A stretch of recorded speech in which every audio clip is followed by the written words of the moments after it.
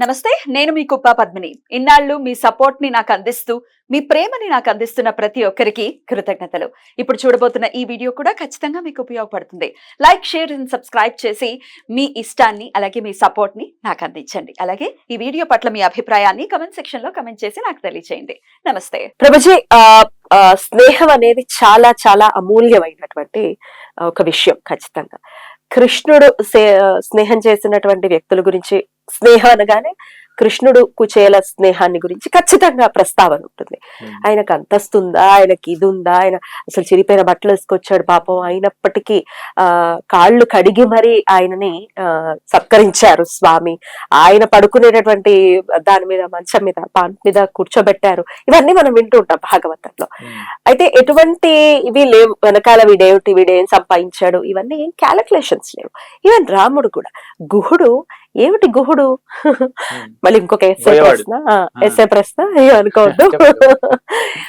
సంతోషంగా అనిపిస్తుంది చెప్పటం, ఇట్లా మాట్లాడటం అనేది. గుహుడు చాలా అవగాహన ఉంది కాబట్టి శాస్త్రాల మీద నేను చాలా మెచ్యూర్ డిస్కషన్ చేస్తున్నాను. కృతజ్ఞతలు. సో గుహుడు మీరు అన్నట్టుగా బోయవాడు, ఆయనతో స్నేహం ఏమిటి, పాపం ఏదో ఆకులు అలములు పరిచేస్తే అక్కడ పడుకున్నాడు రాముడు. సుగ్రీవుడు ఏమీ లేదు, ముగ్గురున్నారు అంతే. అయినప్పటికీ ధర్మం సుగ్రీవుడి పక్షాన ఉంది కాబట్టి సుగ్రీవుడితోటే స్నేహం చేశాడు రాముడు. స్నేహానికి అంత పెద్ద పీట వేశారు. స్నేహం ఎలా చెయ్యాలో చెప్పారు ఈ పురుషులు, పుణ్య పురుషులు. ఖచ్చితంగా ఇప్పుడు స్నేహం చూస్తూ ఉంటే ఎలా మనం స్నేహితుల్ని చేసుకుంటున్నామో, ఇలా వాడు స్నేహితుడు అంటాడు, వాడు వెనకాల బ్యాక్ పిచ్చింగ్ చేస్తాము, మళ్ళీ మర్చిపోతాము, మళ్ళీ వాడిని ఎదుగుతాం. ఇట్లా రకరకాల స్నేహం ఎలా ఎగ్జాక్ట్ గా ఎలా చేయాలి, ఒకసారి చేసిన స్నేహాన్ని ఎలా నిలబెట్టుకోవాలి ప్రభుజీ? మీరు చక్కగా శ్రీరామచంద్రుడి గురించి, శ్రీకృష్ణుడి గురించి, వారు ఎలా తమ భక్తులతోనే స్నేహంగా వ్యవహరించారో చక్కగా చెప్పారు. ఈ సందర్భంలో నాకు శ్లోకం గుర్తొచ్చింది. వ్యాధస్యాచరణం ధ్రువస్య చ వయో విద్యా గజేంద్రస్య కుబ్జాయా కిము నామ రూపమధికం కిం తత్సుదాంనో ధనం వంశః కో విదురస్య యాదవపతేర్ ఉగ్రస్య కిం పౌరుషం భక్త్యా తుష్యతి కేవలం న చ గుణైః భక్తి ప్రియో మాధవ. వ్యాధస్య ఆచరణం. వ్యాధుడైన ఒక హంటర్ ఉన్నాడు, బోయేవాడు. పెద్ద ఆచార వ్యవహారం ఏం తెలియదు. ధ్రువస్య చ వయో. ధ్రువుడి వయసు అంతా 5 ఏళ్ళు. విద్యా గజేంద్రస్యక. గజేంద్రుడు ఏమైనా విద్యావంతుడా, పండితుడా? కాదే, ఏనుగు. ఏనుగుకి శరీరం ఉంది కానీ బుర్ర తక్కువ అని చాలా మంది అంటుంటారు. విద్యా గజేంద్రస్యక కుబ్జాయ కిము నామ రూపమధికం. కుబ్జ త్రివక్ర అంటే గూనితో ఉందన్నమాట. పెద్ద సౌందర్యవతి కాదు. కిం తత్ సుదాంనో ధనం. మీరు అన్నట్టు సుదాముడు, కుచేలుడు ధనవంతుడు కాదు, చిరిగిపోయిన బట్టలు వేసుకున్నాడు. అసలు కృష్ణుడికి ఒక గుప్పెడు అటుకులు ఇవ్వాలంటే ఇంట్లో అటుకులు కూడా లేవు. అప్పుడు సుదాముడి భార్య పక్కనున్నటువంటి బ్రాహ్మణుల ఇంటికి వెళ్ళి వాళ్ళ దగ్గర అడుక్కుని తీసుకొచ్చింది, యాచించి తీసుకొచ్చింది. ఒక చిరిగిపోయినటువంటి వస్త్రంలో కట్టి ఇచ్చింది, ఇది నీ ఫ్రెండ్ కి గిఫ్ట్, మీ మల్టీమిలియనర్ ఫ్రెండ్ కి గిఫ్ట్. చిరిగిపోయినటువంటి వస్త్రంలో అడుక్కు యాచించినటువంటి ఆ అటుకులు. కిం తత్ సుదాంనో ధనం వంశః కో విదురస్య యాదవపతేర్. మన విదురుడి వంశం ఏమిటి? దాసీపుత్రుడు. యాదవపతి ఎవరు? ఉగ్రసేనుడు. ఏమైనా యుద్ధాలు చేశాడా? పౌరుషం లేదు. తన బిడ్డ అయినటువంటి కంసుడే, బిడ్డ కాదులేండి, సరే, బిడ్డగా వ్యవహరించినటువంటి ఆ కంసుడే చెరలో పెడితే ఏం చేయలేకపోయాడు ఉగ్రసేనుడు. అందుకు ఎన్ని ఎగ్జాంపుల్స్ ఉన్నాయి. వీళ్ళకి డబ్బు లేదు, సంపద లేదు, పరపతి లేదు, వయసు లేదు, అనుభవం లేదు, ఆచారం లేదు, వ్యవహారం లేదు, అయినా కూడా భక్తి ఉంది. భక్త్యా తుష్యతి కేవలం న చ గుణైః భక్తి ప్రియో మాధవ. ఆ మాధవుడు భక్తి ప్రియుడు. భక్త్యా తుష్యతి కేవలం భక్తి మాత్రమే ఆయన్ని సంతృప్తి పరచగలదు. అందుకే మీరు అన్నట్టు భగవంతుడితో స్నేహం చేయాలి అంటే ఈ బ్యాక్గ్రౌండ్ ఏం అక్కర్లేదు. మీరు చక్కగా మీరు స్నేహం మీద మీరు ఎక్కువగా ఫోకస్ పెట్టారు, నేను దాన్ని కొంచెం ఎక్స్పాండ్ చేసి భక్తిలోకి తీసుకొచ్చాను. అలాగే మీరు రాముడి గురించి కూడా చెప్పారు. రాముడి ఫ్రెండ్స్ ఎవరు? గుహుడు, బోయవాడు, విభీషణుడు రాక్షసుడు, జాంబవంతుడు భల్లూకం, ఆంజనేయుడు, సుగ్రీవుడు, వీళ్ళందరూ వానరులు.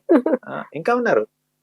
శబరి శబరి శబరి ఒక ఎసెటిక్ లేడీ. ఇలా భగవంతుడు Yeah. తన భక్తులు ఏ బ్యాక్గ్రౌండ్ నుంచి వచ్చినా కూడా వారిని అనుగ్రహిస్తాడు. ఎందుకంటే ఆయనకి మన స్వచ్ఛమైనటువంటి మనసు ముఖ్యం. ఇప్పుడు మనం ఇటువంటి పరిస్థితుల్లోకి వస్తే మీరు అన్నట్టు ఇప్పుడు స్నేహం అంటే కొంచెం మెటీరియలిస్టిక్ గా మారిపోతుంది. ఎదుటి పైకి ఏమో చక్కగా ప్రేమతో వ్యవహరిస్తారు, వెనకాలంతా పాలిటిక్స్ రాజకీయం జరుగుతూ ఉంటుంది. లేదంటే బ్యాక్ బైటింగ్ అన్నారు, బ్యాక్ స్టాబింగ్ అన్నారు, చాలా చెప్పారు మీరు. మన సంబంధాల్లో, బాంధవ్యాల్లో, స్నేహాల్లో ఒక ఒక శాంక్టిటీని తీసుకురావాలంటే, ఒక పవిత్రతను తీసుకురావాలంటే మనకి ఇంటిగ్రిటీ ఉండాలి, అంటే నిజాయితీ ఉండాలి. ఎదుటి వారిని మనం స్నేహితులుగా స్వీకరిస్తే ఆ స్నేహానికి వాల్యూ ఇవ్వాలి. ఇతడు నా స్నేహితుడు అని అతడి బాగోగులు చూడడం నా ఇంపార్టెంట్. అట్లీస్ట్ అతడి బాగోగులు చూసేటటువంటి శక్తి సామర్థ్యాలు నాకు లేకపోయినా హాని చేయకూడదు, తప్పుగా ప్రవర్తించకూడదు, అనవసరంగా హర్ట్ చేయకూడదు. అట్లీస్ట్ ఆ మాత్రం ఉండాలి. ఓకేనా?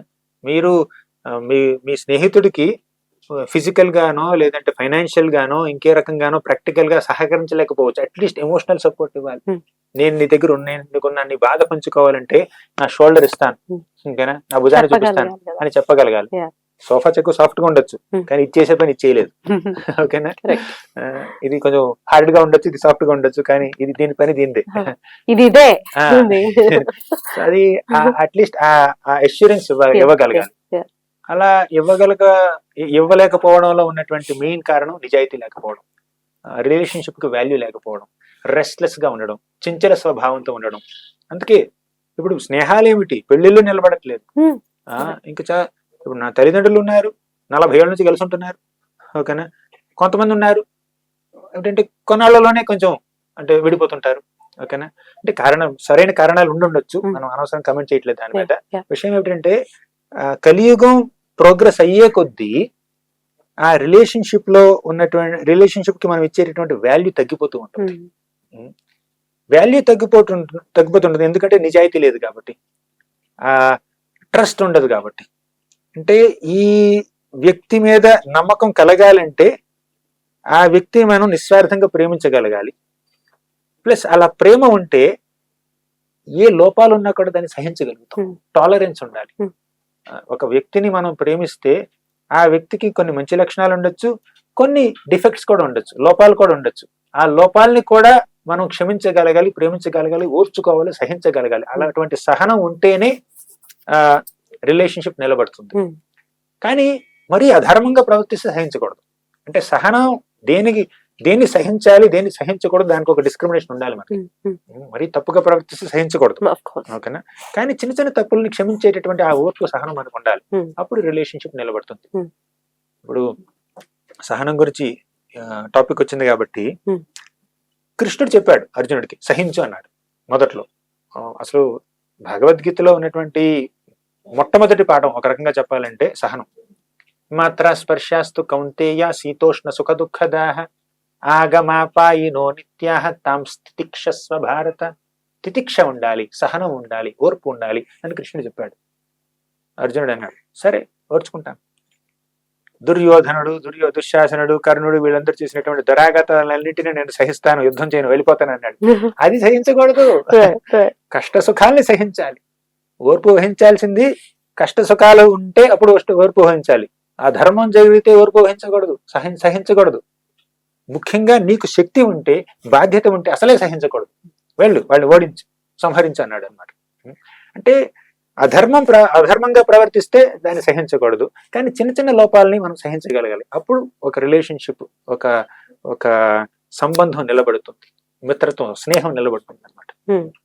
అది ఎలా తెలుసుకోవాలి అంటే పురాణాలు ఒక్కసారి చదివితేనో వింటేనో ఓహో ఇలా ఉండాలన్నమాట మనకి అనేది అవగతం అవుతుంది. పురాణాలని పక్కన పెట్టేసో ఇష్టం వచ్చినట్టు ప్రవర్తిస్తున్నాము. సరైన సమయంలో రెండుకే కాదు, మనకు కూడా కష్టం రావచ్చు కదా, ఎవడు లేని పరిస్థితి రావచ్చు, ఎవరైనా ఉంటే బాగుంటుంది అని అనిపించవచ్చు. అలాంటి రాకుండా ఉండాలంటే పురాణాలు ఒక్కసారి ఎండ్ ఆఫ్ ది డే చదువుకోవాల్సి ఉంటుంది. ప్రభుజీ, టైం మేనేజ్మెంట్ అనేది డెఫినెట్ గా మేజర్ రోల్ ని ప్లే చేస్తుంది ఎవరి జీవితంలో. టైం ని ఖచ్చితంగా ఎప్పుడు ఎలా యూటిలైజ్ చేయాలో అలా యూటిలైజ్ చేయాలి. ఇది మళ్ళీ రాముడు కూడా ప్రూవ్ చేశాడు. ఎప్పుడు నువ్వు లేవాలి, ఎప్పుడు ఏం చెయ్యాలి అనేది మార్గశీర్ష మాసంలో ఆయన స్నానం చేసిన విధానం కూడా రామాయణంలో ప్రస్తావిస్తారు. చలికి ఏనుగులు కూడా అలాగా ఆగిపోయి నుంచుని ఉన్నాయి, సరస్సుల్లోకి వెళ్లకుండా. రాముడు మాత్రం స్నానం చేశాడు, సంధ్యావందనం చేసుకున్నాడు అని చెప్తారు. సో అంటే ఎప్పుడు ఏం చేయాలి, ఏ టైంకి ఏం చెయ్యాలి అనేది పురాణ పురుషులు చెప్పారు, చేసి చూపించారు. మనం ఇప్పుడు అది మొత్తం మారిపోయింది, లైఫ్ స్టైల్ మొత్తం మారిపోయింది.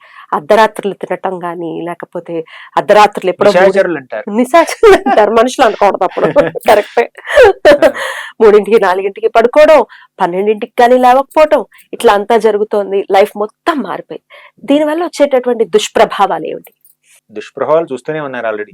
ఓకేనా, నైట్ సంచరించడం వల్ల, లేట్ నైట్ పడుకోవడం వల్ల ఫస్ట్ ఏంటంటే హెల్త్ ఎఫెక్ట్ అవుతుంది. రెండు ఏమిటంటే కాన్సన్ట్రేషన్ లోపిస్తుంది, దానివల్ల రిలేషన్షిప్స్ కూడా ఎఫెక్ట్ అవుతుంటాయి. మెయిన్ స్పిరిచువల్ లైఫ్ పూర్తిగా నాశనం అయిపోతుంది. కానీ టైం మేనేజ్మెంట్ తో పాటుగా సరే, దాంట్లో ఒక మాట చెప్తాను. కృష్ణుడు అన్నాడు, ఒక స్థితప్రజ్ఞుడు లేదంటే ఒక వివేకం ఉన్నటువంటి వ్యక్తి పడుకునే సమయం, వివేకం లేని వ్యక్తి లేచే సమయం. వివేకం ఉన్న వ్యక్తి మెలకుగా ఉన్న సమయం, వివేకం లేని వ్యక్తి పడుకునే సమయం అన్నమాట. అది అలా కృష్ణుడు క్లియర్ గా చెప్పేశాడు అనమాట. యానిషా సర్వభూతానాం తస్యాం జాగ్రత్త సమయం, 2వ చాప్టర్ లో చెప్పాడు. రెండో అధ్యాయం ఆయన స్పృశించారు. ఇది కాదా అన్ని ఉన్నాయి భగవద్గీత. ఒక జీవితం సరిపోదు, దాన్ని అవగాహన చేసుకోవడానికి, ఆచరణ చేయడానికి. అంటే ముందు ఇలా ఉంటుంది అని కూడా ముందే చెప్పేశాడు స్వామి. Amazing.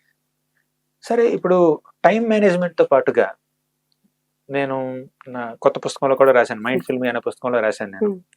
Tap management. What is tap management? Tap management. Tea for time, A for attention, P for priority. Time management అంటే నాకున్నది 24 గంటలు. దీంట్లో ఈ పనికి ఎంత సమయం, ఈ పనికి ఎంత సమయం, తినడానికి ఎంత సమయం, పడుకోవడానికి ఎంత సమయం, ఈ ప్రాజెక్ట్ చేయడానికి ఎంత సమయం, వీడియో చేయడానికి ఎంత సమయం, ఎడిటింగ్ ఎంత సమయం, ఇలా అది మీకున్నటువంటి టైం ని, మీకున్నటువంటి పనుల్ని అలా మ్యాచ్ చేసి